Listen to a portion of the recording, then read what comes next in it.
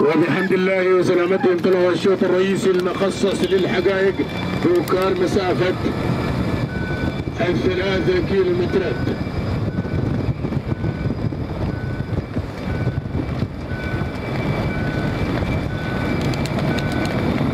أرى في مقدمة الشوط متعبة وتعود ملكية متعبة لعلي بن محمد بن حثلة. المركز الثاني الخليجية، وتعود ملكية الخليجية لصالح بن مفرج الكربي. الدردور المركز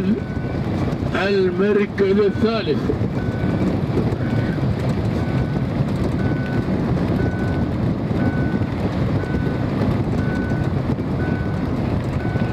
عودة عن مقدمة الشوط.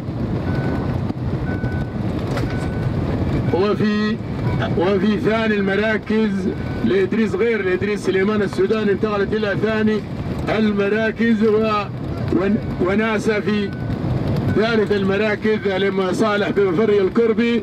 وعودة عن مقدمة الشوط عودة عن راعي متعبة لعلي بن محمد بن حثلة، ولكن الخطورة يا بن حثلة من غير في ثاني المراكز لإدريس سليمان السوداني تتغير من مركز إلى مركز.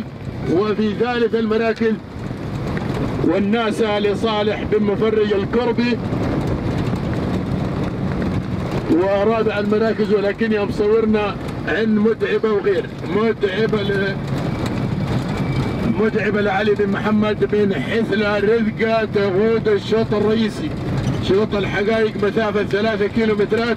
وفي ثاني المراكز غير لإدريس سليمان السدراني السوداني. وفي ثالث المراكز وناسة لصالح بن مفرج الكربي. وفي رابع المراكز يوم صورنا ولكن عند مقدمة الشوط غير تغيرت إلى مقدمة الشوط، انتقلت إلى مقدمة الشوط إدريس سليمان السدراني السوداني. وفي ثاني المراكز متعبة لعلي بن محمد بن حثلة الرزق. وفي ثالث المراكز وناسة لصالح بن مفرج الكربي، ولكن يوم صورنا عن غير وعن متعبة راحا بالشوط خلاص. غير إدريس سليمان السوداني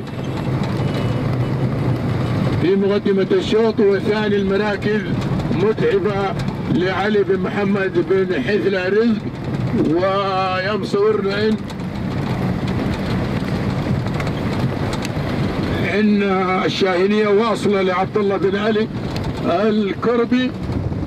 ورابع المراكز وناسة لصالح بن مفرج الكربي، ولكن يوم صورنا عن مقدمة الشوط عند غير حرك يا راعي غير لإدريس سليمان السوداني. وثاني المراكز متعبة، وبالفعل تحركت راح روح. اشكرك على العرض يا ابو سليمان، على هذا العرض اشكرك. غير راحت بالشوط غير. وفي ثاني المراكز متعبة لعلي بن محمد بن حثلة، ولكن الكربي غادر.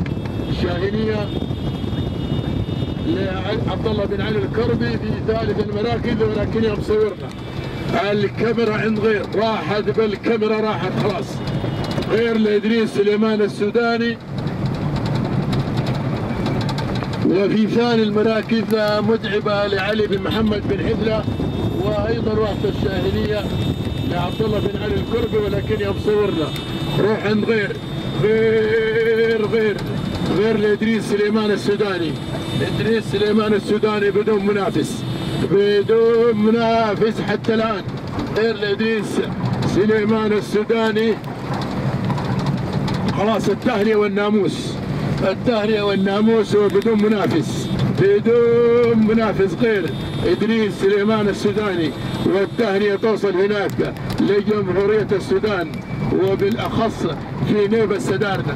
نيبة السدارنة هناك في السودان في تنبول، التهنئة والناموس بفوز غير لإدريس سليمان السوداني. والمركز الثاني وصلت الشباب.